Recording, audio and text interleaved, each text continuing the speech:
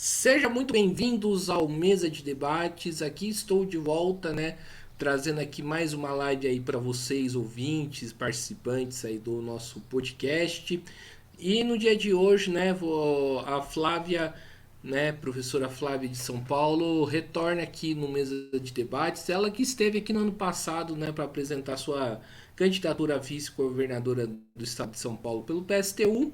E agora, desta vez, né, ela vai falar de uma importante luta, né, dos professores, que o Mesa de Debates, né, fez a cobertura, conversando com professores, indo, né, nas manifestações. E agora, né, é importante escutar a palavra aí da Flávia, como que ela vê essa luta, ela que esteve aí participando diretamente aí dessa batalha. Então, sem muita demora, Flávia, antes a gente começar, para aqueles que ainda não te conhecem, por favor, se apresente. Tudo bem, Guilherme? Queria agradecer pelo convite, é um prazer estar aqui com vocês.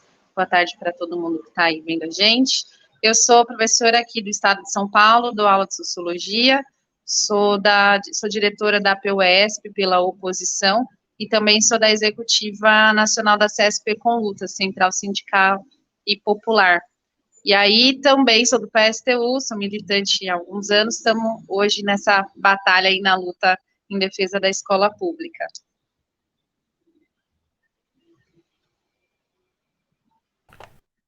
Maravilha, Flávia. Então, aí vai a primeira pergunta. Flávia, a gente sabe que as aulas começaram, né? E o problema aí do professor categoria O que ficou sem emprego por conta da atribuição, né, continua. Passado aí mais de um mês, né, com toda essa manifestações, né, na frente da Seduc, qual é o balanço aí que você tem dessa problemática toda, né, da questão da atribuição? Então, Guilherme, acho que a primeira questão é justamente pensar isso, né? As aulas começaram, mas existem milhares de professores que ainda estão ou desempregados ou subempregados. O que eu quero dizer com subempregados? Muitos professores que pegaram algumas aulas, mas não conseguiram ainda completar a sua jornada e que vão ter que, ao longo do ano, continuar tentando pegar aula. E do outro lado, nós temos professores que estão com uma carga horária bastante extensa, porque tem 32 horas, né? Quem está na carreira nova, que é uma coisa que a gente precisa falar também, principalmente professor categoria O, que é a chamada categoria O, que é o professor temporário, não teve opção de entrar ou não entrar na nova carreira, eles tiveram um aumento da jornada de até 12 horas, porque tem que cumprir a chamada APD, Atividade Diversificada, Pedagógica Diversificada. Né? Então, é um horário que o professor tem que ficar a mais dentro da escola, segundo essa nova lei. Então, esses professores tiveram um aumento de jornada e isso vai levar, mais uma vez, ao adoecimento, ao esgotamento da categoria com sobretrabalho. Então, o que nós estamos dizendo aqui tá ruim para todo mundo, né? Tem uma parte que não conseguiu trabalho ainda, que ainda está nessa luta pelo emprego, e tem uma parte que conseguiu o emprego dos professores temporários, mas que está extremamente sobrecarregada, assim como os efetivos, todos foram atingidos por essas mudanças aí na legislação, que foram impostas, né, debatidas e aprovadas na LESP a toque de caixa, no apagar das luzes do governo Dória Rodrigo Garcia.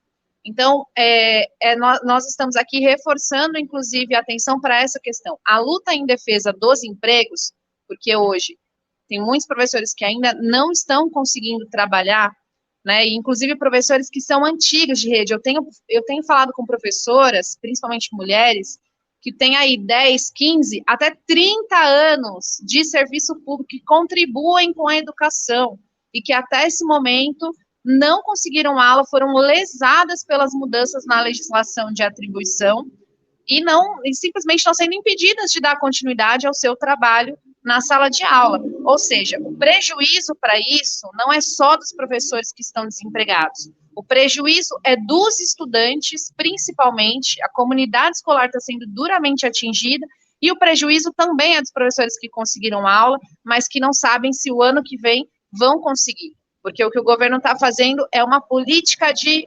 enxugamento mesmo da rede, superlotação de salas de aula, por um lado, né, fechamento de outras salas, fechamento do período noturno, fechamento do EJA, e o direito à educação está sendo cada vez mais restringido aos estudantes, em especial aos filhos da classe trabalhadora, que precisam do período noturno, que não conseguiram estudar na idade correta, que precisam do EJA. Então, todo mundo está sendo prejudicado. A gente tem falado muito isso com os professores. Nós estamos todos no mesmo barco, e é preciso que a gente unifique a nossa luta em defesa dos empregos, em primeiro lugar, e o que também significa a defesa da educação pública. Então, uma pauta central para a gente é a revogação dessa lei complementar 1374, que é a chamada Lei da Nova Carreira, e que institui que a atribuição de aula seja feita não pela pontuação do professor, ou seja, não pela contribuição, pelo tempo de contribuição do professor ao serviço público, e sim pela jornada escolhida. Com isso, o professor que pegar maior jornada pode passar na frente daqueles professores que estão há muito tempo, que já contribuem há muito tempo, mas que não podem hoje, por um motivo ou por outro, pegar uma jornada completa, né, ou porque tem familiar doente, tem que cuidar do filho, principalmente as mulheres, e até mesmo existem muitos casos de professoras dos anos iniciais do ensino básico, da primeira à quarta série, né, dos anos iniciais, que foram induzidas a pegar uma jornada menor, para que não ficassem sem conseguir completar a sua jornada. Então, as próprias escolas recomendaram que essas professoras reduzissem a sua carga horária, e ao reduzir a sua carga horária, essas professoras ficaram no final da fila na escolha de aulas. Então, assim, eu nunca vi tanto, olha, sempre teve erro na atribuição, tá? Todo mundo que acompanha sabe que professor é tratado como um lixo na hora de escolher as suas aulas. Porém, eu nunca vi tanto erro como agora nesse governo, né? Então, o PSDB, o Rodrigo Garcia, é o responsável principal, mas o novo governo, o governo Tarcísio e seu secretário Feder, são responsáveis por não corrigir esses problemas até o momento, sabendo que teve muito professor prejudicado, e dar sequência para essa atribuição caótica do jeito que está acontecendo, e até o momento não deu resposta para os professores que estão desempregados e que precisam sustentar suas famílias. Então, nós estamos aqui reforçando o chamado a toda a comunidade, a toda a sociedade, para apoiar a luta em defesa dos empregos, em defesa da escola pública.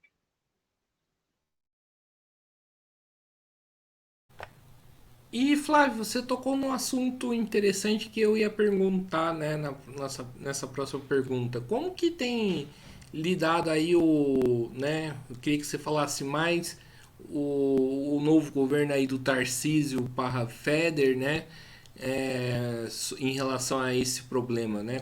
Qual que tem sido a postura, né, com o problema, e principalmente o diálogo, né, com os professores?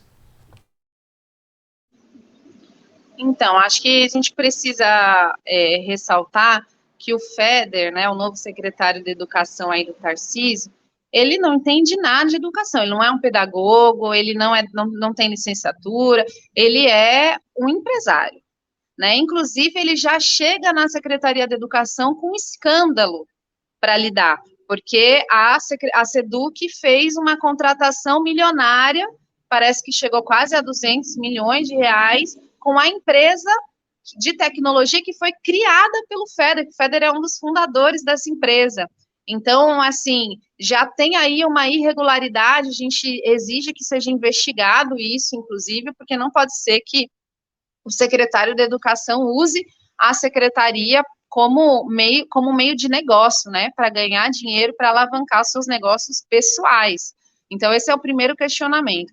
A segunda questão é que desde o mês de dezembro, aliás, para ser mais exata, entre o Natal e o Ano Novo, exatamente dia 27 de dezembro, as professoras e professores estavam na porta da Secretaria de Educação. De lá para cá, a gente tem, praticamente semanalmente, a gente tem retornado à Secretaria de Educação. Em nenhum momento o secretário de Educação estava presente na SEDUC. Então, eu não sei aonde trabalha o secretário de Educação, mas eu sei que na SEDUC ele não estava nenhuma vez que eu fui lá. Então, essa é uma primeira questão. No meio da atribuição de aulas, com o caos desse instaurado, o secretário estava aonde? Fica aqui o nosso questionamento, né? Depois que nós montamos um comando de base e conseguimos, por 3 vezes, entrar, sim, na Secretaria da Educação, expor todo o problema, as professoras categoria O relataram a situação, a gente relatou o conjunto de problemas que a gente tem recebido sobre essa questão de erros na atribuição, e, então, não dá para a Secretaria da Educação dizer que não estava ciente, porque a gente foi em vários momentos lá. Nós somos ouvidos, né, o que é um passo importante, porém, a Secretaria não apresentou, através do seu secretário executivo, que nos recebeu, o Vinícius, que também é lá do Paraná, inclusive, não apresentou solução real aos problemas. Ele até reconheceu os problemas, né? Eles reconheceram que a forma como foi feita a atribuição foi equivocada, mas não resolveram até o momento essa questão. Então, é necessário ainda que a gente fortaleça essa luta, e nós do coletivo Reviravolta da Educação, que é da CSP com Lutas, nós temos falado bastante sobre isso. O Sindicato dos Professores, a PUESP, da qual eu faço parte, né, nesse momento tem a tarefa, eu diria até mais, tem a obrigação de unificar essa luta, de mobilizar e chamar uma assembleia geral do conjunto da categoria para unificar essa luta em defesa dos empregos, dos salários, porque é um tema importante, né? Foi aprovado o reajuste do piso salarial nacional da educação para quase 15%, 14,95%, porém, até o momento, aqui no estado de São Paulo, o Tarcísio e o Feder não disseram se vão cumprir, como vão cumprir, quando vão cumprir o pagamento do piso salarial.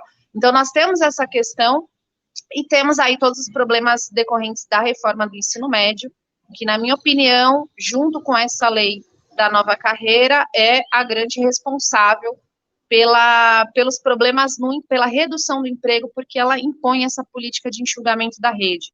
Depois a gente pode falar mais sobre a reforma do ensino médio também, que é importante.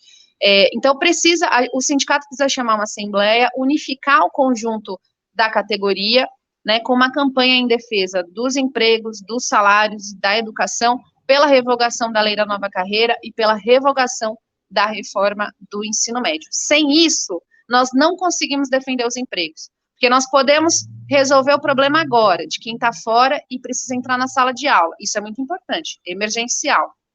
Mas também a gente precisa entender que o desemprego tem sido uma política dos governos.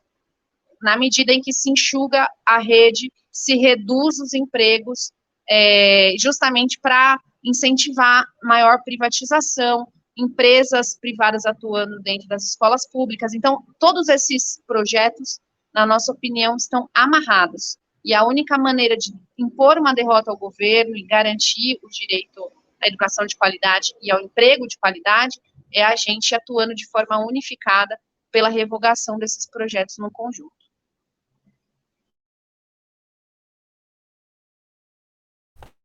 Certo. Flávio, você quer perguntar e eu vou adiantar essa pergunta, que é em relação ao sindicato. Você disse aí que o sindicato precisa, né, mobilizar aí a categoria contra esse absurdo aí que está acontecendo com os professores, né?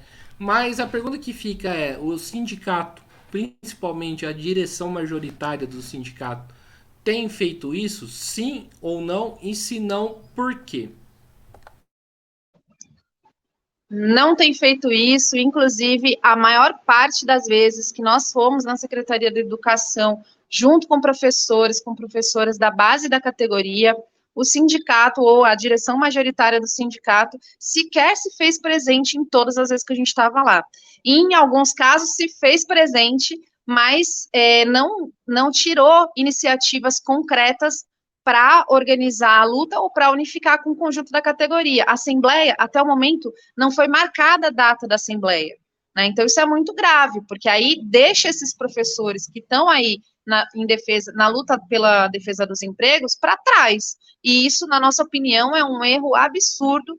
A gente não pode deixar de apoiar, enquanto o sindicato tem que ser um instrumento de luta da categoria, tem que estar à frente de toda e qualquer mobilização, ainda mais nesse caso, que é uma luta absolutamente justa das professoras que querem trabalhar, né? Então, para começar, é a defesa de se sustentar, mais justo do que isso, impossível, né?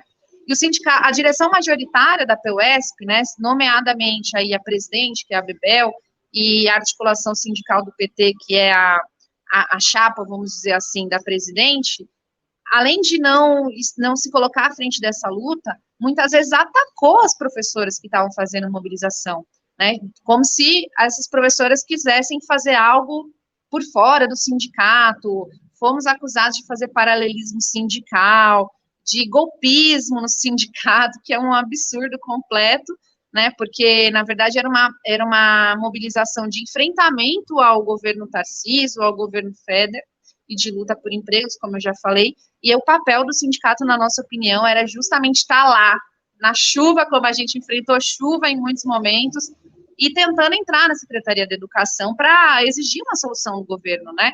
O sindicato judicializou a luta, então entrou com ação judicial, mas também até o momento não deu informação nenhuma para a categoria sobre como é que está essa ação na justiça, não deu instruções claras para os professores nesse sentido, e também um outro problema é que na última manifestação, a direção majoritária sequer divulgou o horário da manifestação na Secretaria da Educação. Parecia bastante que estava tentando desmobilizar, de fato, a categoria, e se recusou a entrar na Secretaria da Educação. A presidente falou, olha, hoje não tem marcado negociação com o governo, então nós não vamos entrar, se vocês quiserem, vocês entrem. E a gente entrou com o comando de base, mais uma vez para pressionar aí a Secretaria da Educação, mas foi um absurdo essa postura da direção majoritária do sindicato. Até me estranha, porque olha só, se a gente for observar a movimentação e a presidente Bebel, né, como deputada, que é também da LESP, está tendo lá na LESP, onde a bancada do PT e a própria Bebel votaram a favor do aumento de 50% no salário do Tarcísio, e votaram também o PT para que o PL do Bolsonaro, partido que apoiou o Tarcísio aqui em São Paulo, fosse presidente da Assembleia Legislativa de São Paulo, aí nos coloca várias pulgas atrás da orelha, né? Então, que movimentação é essa da direção majoritária do sindicato, que ao invés de apoiar os professores, está na LESP apoiando o PL e apoiando aumento do governador, aí fica um pouco confuso as coisas. Então, a gente está questionando, pedindo, inclusive, explicação sobre isso, e seguindo na luta para que o nosso sindicato seja um instrumento da categoria dos trabalhadores, de modo geral, esteja em defesa da luta da nossa classe.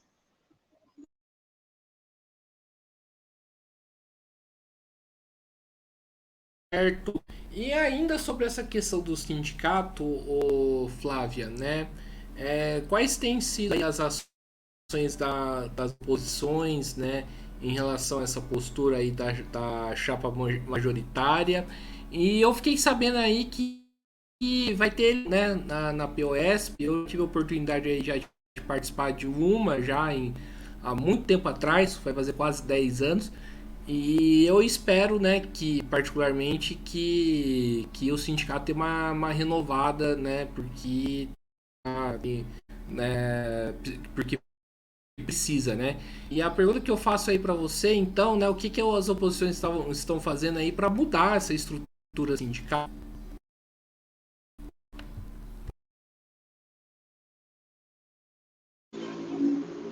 Então, muito importante esse tema também.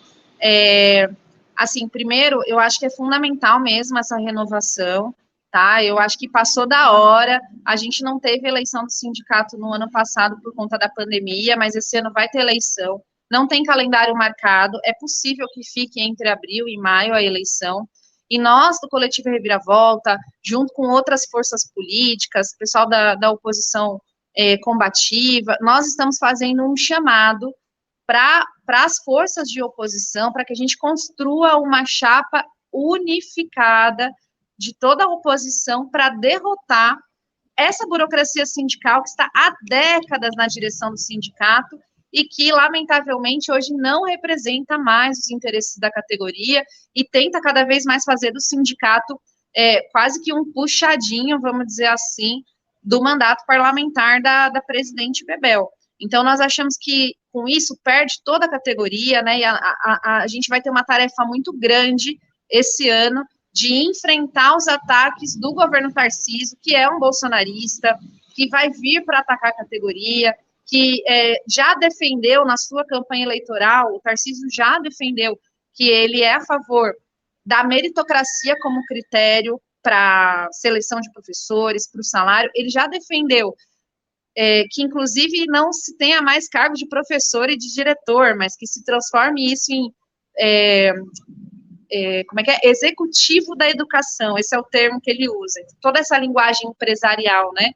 Então, é uma visão completamente privatista da educação, o governo Tarcísio vai dar sequência aos ataques que o governo do PSDB já deu para a educação pública, impondo essa política neoliberal da reforma do ensino médio, né, com disciplinas que significam retirar a base, empobrecer a base do currículo, né, diminuindo disciplinas de sociologia, de química, de artes, de educação física. Então, é um ataque muito brutal à educação pública, o que esse governo vai impor. Assim como em outras áreas também, né, ele está impondo como segurança aqui em São Paulo, a indicação aí do DERIT, né, para ser responsável pela segurança, indica que vai seguir com essa política de violência, né, pelas mãos do Estado contra a juventude negra da periferia, dizendo que policial bom era aquele que já tinha matado, já tinha 3 mortes no currículo, olha isso. Então, esse é o governo Tarcísio. A tarefa que a gente vai ter, enquanto movimento sindical e classe trabalhadora, é enfrentar esse governo. Então, a gente precisa dos nossos instrumentos de luta, sindicatos fortalecidos. Hoje, lamentavelmente, a APUESP, que é o maior sindicato da América Latina, que é um instrumento poderoso da classe trabalhadora, está nas mãos de uma burocracia que atua em nome próprio e que não representa os interesses da categoria. Então, nós fazemos um chamado, queria aqui reforçar, em nome do Coletivo Reviravolta, esse chamado a todas as professoras, a todos os professores e a todas as forças que hoje estão na oposição da PUESP. Vamos criar uma chapa unificada da oposição, forte, para combater essa burocracia e conseguir retomar o sindicato, reconstruir a PUESP como instrumento de luta e derrotar, impor derrotas ao governo Tarcísio aqui em São Paulo. Isso é muito importante. Tá? Então, já nós vamos construir uma chapa da oposição e eu estou convidando todo mundo para apoiar e participar. Perfeito, Flávia. E, né, voltando aí na questão da educação, né, você falou aí da nova carreira, né, que tem aí atormentado, atazanado aí a vida dos professores. Eu queria que você explicasse principalmente para o ouvinte que né, que não está aí na educação pública estadual aqui de São Paulo, né, o que é essa nova carreira? Então, olha, o Dória, antes de sair como que ele era governador, né, antes dele sair como governador, ele aprovou uma reforma administrativa que afetou bastante o serviço público.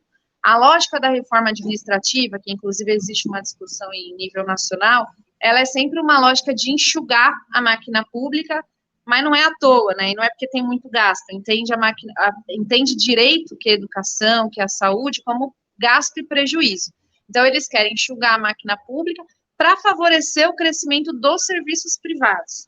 E aí, para o trabalhador, isso nunca é bom, porque o trabalhador depende da escola pública, o trabalhador depende da saúde pública, então ele precisa ter funcionários de qualidade, com bons salários, para que ele seja bem atendido, certo? Então, essa é uma questão. A nova carreira da educação, ela foi uma estratégia de continuidade do governo Dória da reforma administrativa, de aprofundamento dessa reforma administrativa, e também uma certa estratégia de marketing do governador. Porque o Dória saiu falando na TV, vocês devem ter visto, que ele tinha aumentado o salário dos professores para R$ 5.000. E isso não era verdade, não é verdade até hoje, porque essa nova carreira, ela nem salário paga, ela troca salário por subsídio. O servidor público que está na nova carreira não tem mais salário, tem subsídio. E se é subsídio, ele não corresponde mais à inflação, pode ser modificado a qualquer momento. o servidor público ele vai perdendo as suas garantias e a estabilidade no seu próprio salário. Então, isso é um ataque não só ao servidor público, é um ataque àquela pessoa que depende da educação pública, certo? E aí, essa nova carreira, ela também mudou, além das condições de salário do professor, ela também mudou a forma como o professor pega aulas para o próximo ano letivo, que é o que a gente chama de atribuição. Então, por isso foi todo mundo prejudicado, né? Aquelas pessoas, os professores temporários, não tiveram opção, tiveram que entrar automaticamente na sua nova carreira, vão ter os seus salários congelados, porque teve um pequeno aumento no valor, mas os descontos são muito grandes e ela não vai mais aumentar conforme a inflação. Então, na prática, é um congelamento de salário. E as pessoas que não entraram na nova carreira, quer dizer, ele criou mais uma divisão, né, entre os professores, entre a categoria, as pessoas que não entraram também vão ter problema, porque a categoria dividida, ela tem mais dificuldade para lutar pelo reajuste salarial.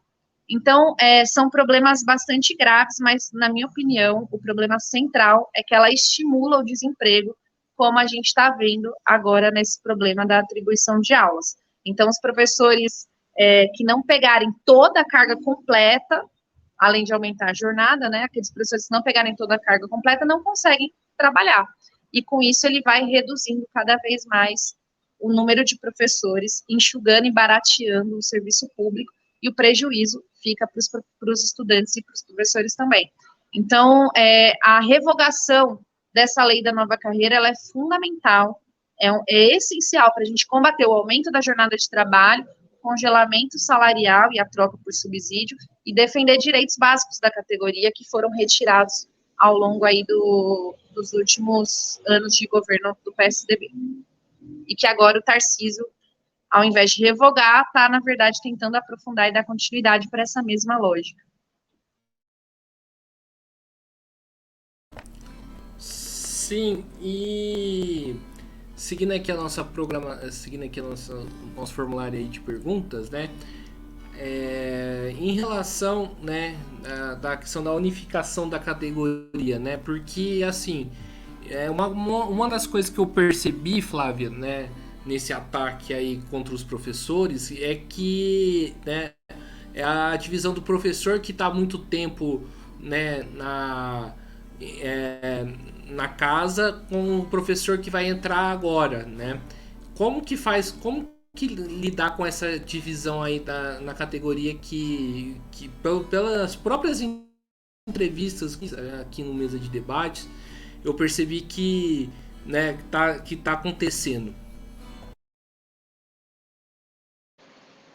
Então, o que a gente tem visto, na verdade, é que cada vez mais o governo tem tido dificuldade de arrumar professores, de fato, que consigam fazer a sua carreira no serviço público. E tem tido essa dificuldade justamente pela desvalorização.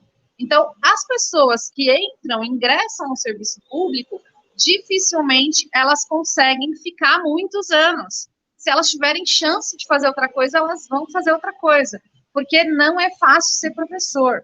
Cada vez você tem que trabalhar mais e cada vez você ganha menos, né? É o sobretrabalho, o estresse, o adoecimento da categoria é uma realidade. Os professores estão adoecendo de tanto trabalhar, né? E se sentem desvalorizados pelo próprio governo. Muita gente fala, mas os alunos, né? Claro, uma sala de aula com 45 alunos, como eu tenho aqui na Brasilândia, é óbvio que vai ser muito difícil de lidar, muito difícil. Agora, pior do que a quantidade de alunos, para mim, é a lógica que o governo impõe para a categoria de que a gente é descartável, por isso entope de aluno na sala de aula, e mesmo assim paga um salário miserável para o professor. Eu tenho alunos que ganham mais do que eu, para você ter uma ideia, porque é isso, é a lógica de que o professor não merece, né? Eles falam da meritocracia para, na verdade, jogar a culpa no professor. E aí dizem que a gente ganha mal porque a gente não merece. Mas, na verdade, é o governo que desvaloriza mesmo. Então, aí uma das táticas para ele conseguir impor essa destruição da escola pública é justamente dividir os professores. Já faz muito tempo que isso é feito. Aí os professores foram, a gente fala de sopa de letrinhas, cada um é uma letra. Então tem categoria A, que é o efetivo, tem categoria F, que é estável, tem categoria O, que é o temporário, aí tem o eventual, e aí tem o categoria O agora, que é de um novo contrato. Então, tenta dividir para governar, sabe aquela velha lógica que os governos utilizam? E aí tenta jogar professor contra professor. O que a gente tem dito, reforçado bastante na categoria, é que nós somos todos professores, que o governo divide, mas que a gente precisa unificar. E que quem hoje não está empregado, nós queremos que amanhã esteja empregado. E quem está hoje empregado, corre o risco de amanhã ficar desempregado. Então, nós temos que entender que a nossa luta unificada, ela é a única capaz de impor derrotas ao governo. Por isso, a gente precisa também unificar as pautas. Essa é a grande tarefa hoje do movimento sindical, inclusive nosso de professores. E eu diria mais, nós vamos ter que unificar essa luta nacionalmente, porque eu que acompanho o movimento nacional de professores, sei que nos outros estados é exatamente igual. O ataque à carreira, o ataque ao piso salarial que os governos não querem cumprir, o ataque à educação, a privatização dos serviços públicos, a imposição do novo ensino médio, destruindo a formação dos estudantes. Isso é muito parecido em todos os lugares do Brasil e, inclusive, em outros países também. Nós temos acompanhado movimentos em Portugal, de professores, pela valorização salarial. Na Inglaterra, agora, os professores estavam fazendo greve na França, um papel importante dos professores. Em vários países, uma mobilização contra a desvalorização em defesa da educação. Essa luta nacional, para a gente agora, vai ser decisiva para defender a revogação do novo ensino médio. Então, sem uma luta unificada nacionalmente pelo pagamento do piso e pela revogação do novo ensino médio, o que a gente vai ver é o aprofundamento desses problemas. Por isso, a gente exige aí da CNTE, que é a Confederação Nacional dos Trabalhadores da Educação, que unifique a luta, que construa um dia nacional, uma greve nacional da educação pela revogação, para exigir do governo Lula a revogação da reforma do ensino médio. Perfeito, sim. Inclusive nesse ponto, é que eu não consegui, infelizmente, não marcar uma entrevista como a gente está fazendo aqui, né, com o professor acho que do Mato Grosso do Sul, né, é importante frisar isso, que mandou um recado para mim avisando que está passando aí por os mesmos problemas, né. E, ô Flávia, continuando aqui as nossas perguntas, né? Você falou aí do novo ensino médio, aí dessa reforma. De que forma essa reforma contribui para esse problema, a reforma do ensino médio, né? Eu queria que você explicasse aí para a gente. Certo, olha, a reforma do ensino médio, ela foi decretada pelo Temer em 2017, mas ela já vem sendo formulada pelo governo anterior, né? Então, quem criou a reforma do ensino médio, pouca gente sabe disso. A primeira versão dela foi o Reginaldo Lopes, que era um deputado do PT, lá de Minas Gerais, e que já tinha uma estrutura parecida com a atual, porque ela já previa o ensino por áreas de conhecimento, então não é mais, sei lá, sociologia, história, geografia, filosofia, não, é a área de ciências humanas. Então, você vai agrupando por áreas de conhecimento e previa já também a privatização, né, com outros profissionais que poderiam vir dar aula dentro da escola pública, e tudo isso foi aprofundado durante o governo Temer, que decretou a reforma em 2017, e aí coube ao Bolsonaro, ao governo do genocida do Bolsonaro, fazer a implantação dessa reforma nas escolas. Então, hoje essa questão está estourando, porque é agora que as pessoas estão percebendo o que está acontecendo, porque de fato os estudantes estão vendo a mudança no currículo agora. Então, só para você ter uma ideia na prática, tá?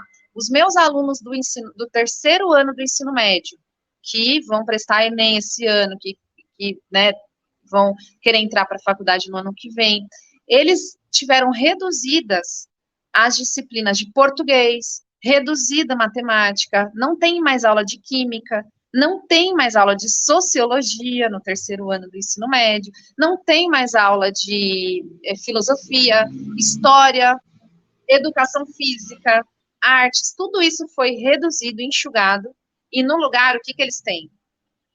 Projeto de vida, que, né, ninguém sabe direito o que isso quer dizer, eles têm aula de empreendedorismo, foram criadas umas disciplinas que ninguém sabe de onde, porque não foi nem debatido com os professores para criar esse novo currículo, né, veio tudo de cima para baixo, e são disciplinas que os mesmos professores estão tendo que lecionar.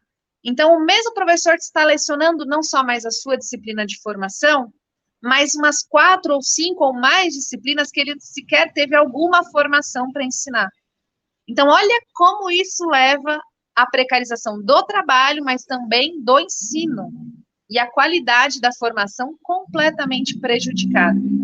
Como é que o meu aluno vai prestar o Enem se ele não tem aula de sociologia no terceiro ano? Isso é muito grave, é um atentado contra a juventude trabalhadora, porque nas escolas privadas, os estudantes vão ter acesso, porque eles podem ter um currículo mais completo. Agora, nas escolas públicas, não. É um empobrecimento mesmo do currículo, o que era básico, que a gente sabia que já era precário. Não é que o ensino médio era bom, tinha que melhorar, mas não melhorou, vai piorar, vai ficar mais empobrecido. O que era básico não é mais básico. A reforma privatiza, porque ela permite profissionais que não são da educação entrarem na escola pública, empresas na escola pública, para ensinar parte desse currículo segundo os interesses e a lógica do mercado, e não as necessidades da formação dos estudantes. Então, assim, essa reforma, na minha opinião, é o maior ataque que vem à educação e à juventude trabalhadora nos últimos anos, é um aprofundamento sem patamar das reformas neoliberais na educação, e é fundamental, é para ontem que a gente derrote esse projeto. Qual é o desafio?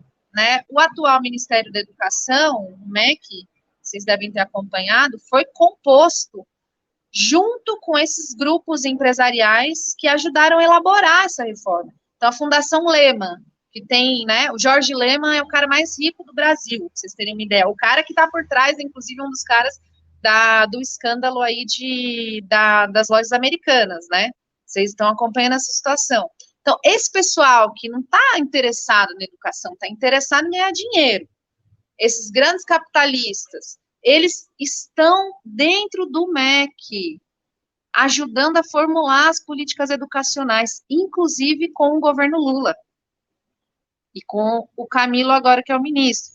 Então, nós temos que pressionar o governo, exigir que o governo revogue esse ataque à educação, porque enquanto esses empresários da educação, né, Instituto Natura, Itaú, todos esses caras aí estão junto com o MEC formulando as políticas educacionais, estão na Secretaria de São Paulo também, da Educação, ajudando a formular as mudanças na escola paulista. Então, isso é um prejuízo muito grande. Nós temos que enfrentar essa lógica que o capitalismo tem para a educação, que é atender cada vez mais aos seus interesses e preparar a juventude para, não é nem mais para ser um trabalhador precarizado, é para sequer entrar no mercado de trabalho. E aí chama de empreendedor, é o famoso se vira, que é que a juventude se vire, sem garantir educação de qualidade. Então, nós estamos contra esse projeto e chamamos toda a sociedade para derrotar esse projeto e defender a educação, a escola pública, e para isso vai ter que defender quem trabalha na escola pública também, que é a gente que leva nas costas e sempre foi a gente que defendeu a educação, né, no Brasil, contra tudo e contra todos, contra os governos que impõem essa lógica neoliberal.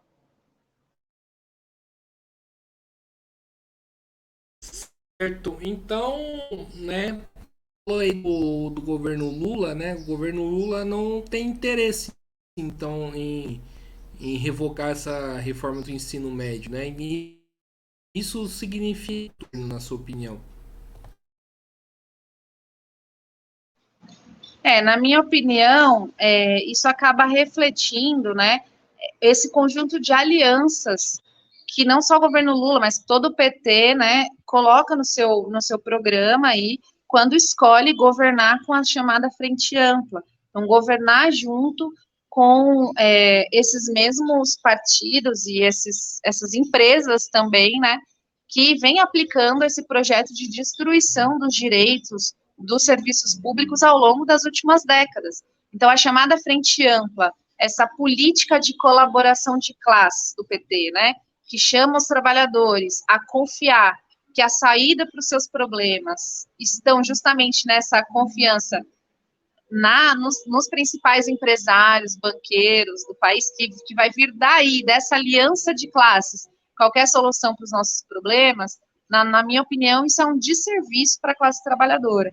Porque, ao contrário de levar a gente a superar os problemas que vieram aí desses 4 anos muito difíceis que a gente teve de bolsonarismo, né, que era onde se aprofundou a fome, o desemprego, a destruição do meio ambiente, a destruição dos serviços públicos, o ataque aos povos indígenas, às mulheres, política de ódio às mulheres, aos negros, às LGBTs. A gente viu com o governo de extrema-direita do Bolsonaro um aprofundamento dos problemas sociais e das desigualdades, né? E os mais ricos ficando mais ricos. Então, nós precisamos agora atuar na contramão do que significou esse projeto. E, na minha opinião, isso não vai acontecer de mãos dadas com os grandes empresários que justamente se beneficiaram desse projeto que o Bolsonaro implantou de destruição dos direitos sociais e dos serviços públicos. Então, ao contrário de uma aliança de classe, o que a gente precisa é que a classe trabalhadora confie nas suas próprias forças e que tenha independência de classe, independência frente aos governos, que os seus sindicatos sejam instrumentos de luta, para que a gente possa mobilizar a classe trabalhadora para lutar em defesa dos empregos, dos salários, contra a fome, contra a violência, enfim, e a partir daí a gente pensar um projeto, né, de sociedade que seja construído segundo os nossos interesses e não os interesses do mercado. Então, eu, como socialista, defendo uma saída socialista para o Brasil, um programa de independência de classe, e acho que sem isso nenhum governo de colaboração de classe vai significar nenhum avanço, porque não tem interesse de romper com os interesses, não tem boa vontade sequer para romper com os interesses dos poderosos, né? Então, acho que a gente ainda vai ter que superar esse projeto que o PT, né, está colocando aí de governo, que é um governo que não é nem do PT, é um governo do Lula-Alckmin, é um governo de frente amplíssima, junto com empresários, e que não vai significar melhorias de fato para as condições de vida da classe trabalhadora, na nossa opinião. Então, vai ser um ano não, mas, né, anos pela frente aí de muita luta, e que eu espero que a nossa classe possa se unificar bastante para enfrentar os ataques que virão e alcançar conquistas para a nossa classe. Ô, Flávia, você falou uma coisa que eu particularmente concordo bastante, né? Desse um dia de paralisação nacional da educação, né? E você falou isso como uma exigência da CNTE, né? Você acha que a CNTE não está fazendo isso, né? Por conta de todas as alianças, né, que o governo Lula vem fazendo, porque na verdade, né, sendo bem sincero, Flávia, era para ter uma mobilização gigantesca, né, contra essa reforma do ensino médio para ontem, né? E isso não está acontecendo. Então você acha que tem alguma coisa a ver, né, essa paralisia aí da CNTE em relação né, a questão da reforma? Então, olha, vai ter uma plenária pré-congressual da CNT agora no mês de março, lá em Brasília, vou estar presente, a gente vai estar presente com acesso, com organizações da CESP e com lutas de trabalhadores de educação de todo o país, e deve sair, né, nós estamos com essa expectativa de que saia de lá, apontar num calendário, inclusive um dia nacional de luta e paralisação pela revogação da reforma do ensino médio. Agora, a gente precisa pressionar sempre, né, as maiores centrais sindicais para que tenham autonomia frente ao governo Lula, porque se não tiver essa autonomia, aí vai ficar difícil levar até as últimas consequências essa mobilização dos trabalhadores, né? Então, nós vamos reivindicar da CNTE que construa de fato pela base, que mova os seus sindicatos para construir, porque também não adianta ser um dia nacional de luta que não sai do papel, né? Então, tem que sair do papel, e a gente acha muito importante, porque já teve bastante luta contra a reforma do ensino médio. Se for prestar atenção, as ocupações de escola, ainda em 2016, elas já eram, né, nessa época, uma luta contra o novo ensino médio. Ou mesmo aqui em São Paulo, em 2015, teve ocupação contra o plano de reorganização do Alckmin, na época, que agora é o vice-presidente, né, e que também estava impondo já um projeto inicial aqui em São Paulo nesse sentido. Então, assim, acho que os trabalhadores da educação em nenhum momento pararam de lutar, se a gente for observar. Mesmo na pandemia, a gente fez greve, a gente fez luta, a gente fez luta pelo fechamento das escolas na pandemia, enfim. Então, a gente teve mobilização em todo momento. O que precisa? Que as direções organizem e unifiquem essa luta. Isso é o mais importante. Então, a gente vai estar junto, né, se a CNTE chama uma greve nacional de educação, e mais do que isso, a gente quer impulsionar em cada categoria, inclusive pressionar a CNTE, a CUT, de maneira mais geral, as centrais sindicais majoritárias, para que construam com o conjunto da classe trabalhadora uma luta unificada pela revogação das reformas neoliberais.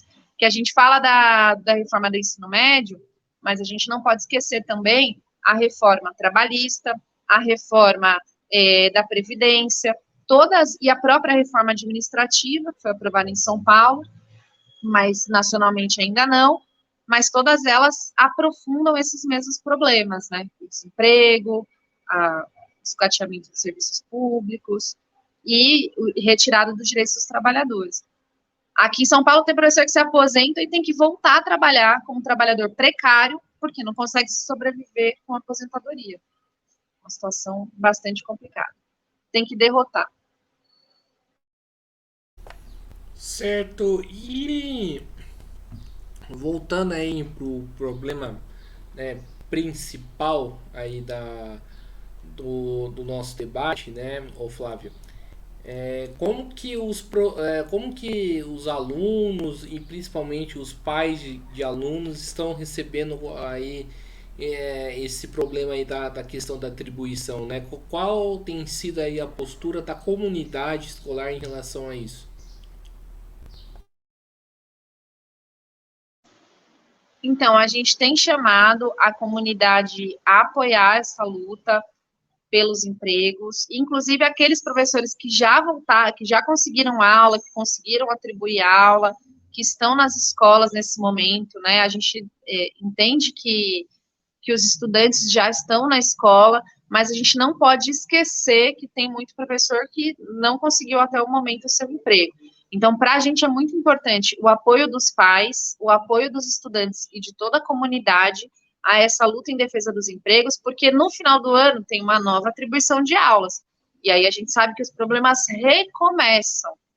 A luta pela revogação da nova carreira, mas também pela revogação da reforma do ensino médio, que reduz as disciplinas e, por isso, reduz também os empregos, ela é uma luta de todos nós. Então, é muito importante que esse debate seja feito nas reuniões de pais, nas reuniões pedagógicas, de quem está dentro da escola, porque essa precarização do trabalho, ela tem uma influência direta na qualidade da educação. Se você tem uma renovação de professores e uma situação em que ninguém se sente valorizado e ninguém fica, então você está tendo um prejuízo, porque aquela pessoa que tem mais experiência, né, não vai nem chegar a ter a chance de ter mais experiência, porque ela já vai sendo descartada. O governo vai descartando e vai culpabilizando aqueles professores mais antigos, como se eles não estivessem fazendo o seu esforço, quando, na verdade, eles estão adoecidos, então, inclusive, sem conseguir emprego, como a gente está vendo agora nesse caso desse problema da atribuição. Então, é uma luta que tem que ser unificada, assim, é uma luta de todos nós, vamos chamar toda a comunidade para apoiar, e muitas vezes temos conseguido apoio, inclusive de quem está voltando para as escolas, em fazer esse debate com a sua comunidade. Na minha escola foi assim, por exemplo, a gente fez um protesto, um cartaz e tal, dentro da escola com os professores que estavam lá trabalhando no primeiro dia. Acho que isso é importante para ninguém ficar para trás mesmo. Não vamos esquecer que tem gente que ainda não conseguiu um emprego. Certo, vamos aí para a parte final aí da nossa entrevista, né? Estamos aqui com mais de 50 minutos aí de bate-papo, tá boa a conversa, né? Mas o seguinte, eu quero saber agora, ô Flávio, quais são os próximos passos, assim, mais, de forma mais concreta, né, da luta, né? A gente até conversou, né, por WhatsApp, né? Eu queria saber se tivesse manifestação aí nessa semana, você falou que não foi chamado, né? Mas aí a pergunta que eu faço, quais são os próximos passos aí de forma concreta aí da luta, né? O que que o sindicato tem chamado e o que que você reivindicando? Então, na última reunião de conselhos, né, de representantes sindicais, foi aprovado a realização de uma assembleia. A gente está esperando a direção do sindicato oficializar essa data, divulgar essa assembleia. É muito importante que ela seja construída com todo mundo, com quem está empregado e com quem não está empregado. Só assim a gente consegue unificar a luta. E também a gente teve uma experiência muito importante nesse processo de mobilização, nas férias, né, que foi a criação dos comandos de base. Então, professores, categoria O, professoras, na sua maioria mulheres, que estão à frente dessa luta, tiveram a oportunidade de se auto-organizar, de conversar e debater as propostas, de levar para a Secretaria da Educação, de se fazer ouvidas pela Secretaria, pela comunidade escolar. Essa é uma experiência que fica. Na minha opinião, é a maior vitória, inclusive, que a gente pode ter de todo esse processo, é o aprendizado político que a gente constrói a partir dessa auto-organização da classe trabalhadora. Então, o que é importante agora é seguir com esse método da auto-organização. Hoje mesmo a gente vai fazer uma plenária, mais tarde, das professoras e dos professores, para debater os próximos passos da luta, né, tanto a via judicial quanto parlamentar, né, a pressão na justiça e a pressão na LESP também são importantes, mas não são a principal saída. A gente só vai conseguir, de fato, impor uma derrota ao governo Tarcísio Feder se a gente tiver mobilização de rua e uma assembleia forte construída, paralisação, enfim, uma mobilização do conjunto da categoria com o apoio dos demais trabalhadores. Então, a gente trabalha para, nesse sentido, avançar nessa auto-organização. Vai vir muita luta pela frente, como eu falei, vai ser um ano de lutas. A gente tem que exigir o pagamento do piso salarial aqui em São Paulo. A gente tem que se unificar com o movimento nacional para lutar pela revogação da reforma do ensino médio, exigindo isso do governo Lula. Eu acho que vai ser um ano de muitas lutas para a educação e unificar essas bandeiras, entendendo que a nossa luta é uma só, né, pela revogação da falsa nova carreira aqui em São Paulo. Eu acho que isso é o principal passo que a gente precisa dar agora no movimento. E somado a isso, esse elemento que eu já falei, vai ter também a eleição do sindicato, é muito importante que todo mundo participe desse processo, porque ninguém aguenta mais esse sindicato do jeito que está, e a gente quer uma PUESP forte, uma PUESP que represente a luta dos professores, que represente a luta em defesa da educação, e para isso é preciso mudar a PUESP. Nós não podemos confundir nunca um sindicato com a sua direção, né? Às vezes tem professor que fica insatisfeito e fala, eu vou me desfiliar da PUESP. Não tem como, é o nosso principal instrumento que representa a categoria. Então, nós queremos não desfiliar, nós queremos fortalecer e recuperar e reconstruir o sindicato para que ele seja forte e consiga, junto com a categoria, derrotar o governo, derrotar os ataques. Então, isso também é uma tarefa importante aí da nossa categoria nos próximos meses. Chamo todo mundo para seguir nesse debate, junto com o coletivo Reviravolta. Estamos à disposição e precisar aí também, eu como diretora pela oposição, construindo o comando de base e a mobilização pela base da categoria.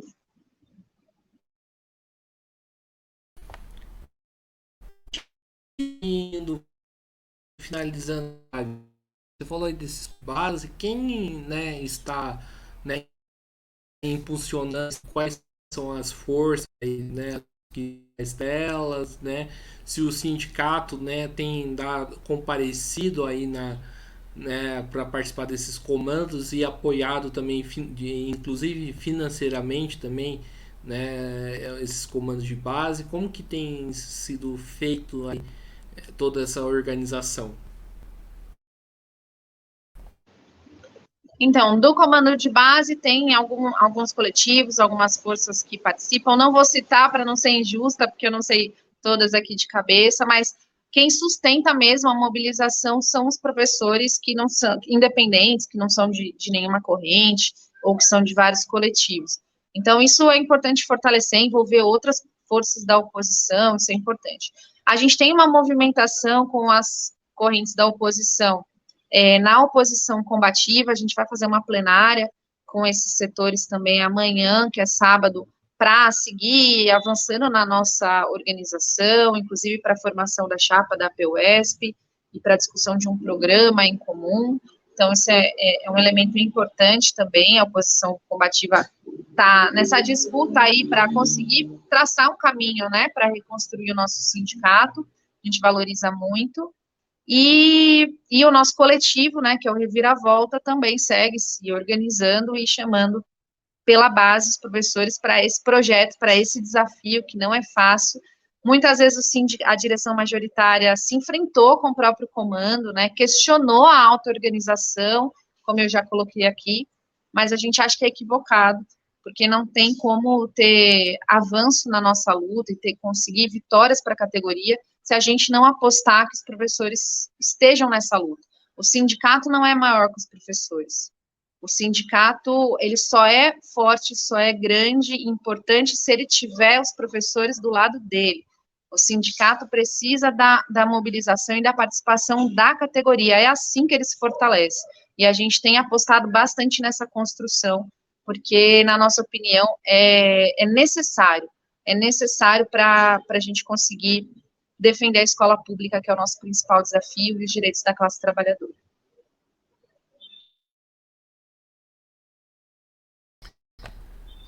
Então é isso aí, pessoal, né? É isso aí, Flávia. Estamos aqui encerrando aqui mais uma entrevista do Mesa de Debates. Hoje o dia tá cheio, né? A gente tem, né, entrevista até às 20 horas, né?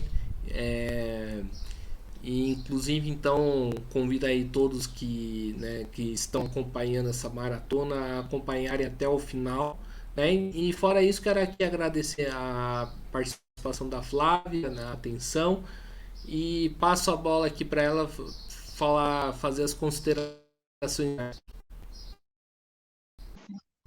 Queria agradecer mais uma vez pelo convite, Guilherme, o pessoal aí da mesa de debates, dizer que eu estou à disposição e convidar os professores, as professoras para fortalecer a luta em defesa da educação, passando imediatamente, né, para o primeiro plano aí a luta em defesa dos empregos, para que nenhum professor fique sem salário, nenhum professor fique sem contrato de trabalho, exigindo do governo Tarcísio Feder que resolva esse problema. A gente quer garantir atribuição justa e transparente para que todos possam trabalhar. É uma necessidade para os nossos estudantes, é uma necessidade para a escola pública. Então, garantia e defesa dos empregos já. E vamos seguir na luta pela revogação dessa falsa nova carreira e pela revogação da reforma do ensino médio que ataca a escola pública. Então, agradeço muito aí pela oportunidade, estou à disposição para a gente seguir, estamos juntos aí na batalha em defesa da classe trabalhadora.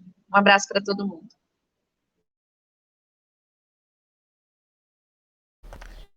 Maravilha, então mais uma vez aqui agradecendo a Flávia, também agradecendo a você que estiver nos acompanhando. Lembrando, pessoal, aquele esquema de sempre, né? Não se, quem estiver assistindo esse vídeo, se inscrevam no canal Podcast Mesa de Debates de Tudo Um Pouco, mas vamos fortalecer uma mídia aí que apoia aí as lutas dos professores, também de outras categorias. Também, né, curta a nossa página no Facebook, Podcast Mesa de Debates de Tudo Pouco. Curta, compartilhe, comente este vídeo outros vídeos também. E siga a gente também no Instagram, Mesa de Debates, onde que a gente produz conteúdo próprio aí para, né, para essa rede social. E além disso, pessoal, não se esqueça aí também do nosso PIC 385 007 02800 CPF, né? Nós somos uma mídia independente, não recebemos dinheiro nem do Estado, nem do capital privado, então para a gente continuar, né, se sustentando e também, né, continuar fazendo aqui os nossos trabalhos, a gente, né, pede aí essa pequena colaboração aí, né, para a gente poder continuar fazendo, né, o que a gente acha que tem que ser feito aqui no Mesa de Debates. Então, sua contribuição é importante, qualquer quantia, seja o mínimo possível, o que você julgar ser necessário aí para ajudar, né, a gente a desenvolver esse trabalho, né? A gente sabe que a gente vive no capitalismo e, né, no capitalismo, né, as coisas custam dinheiro. Então é isso aí, pessoal, né? Muito obrigado. Daqui a pouco nós voltamos com mais outra entrevista. Então, né, fiquem aí com a gente. Então, um forte abraço e fui.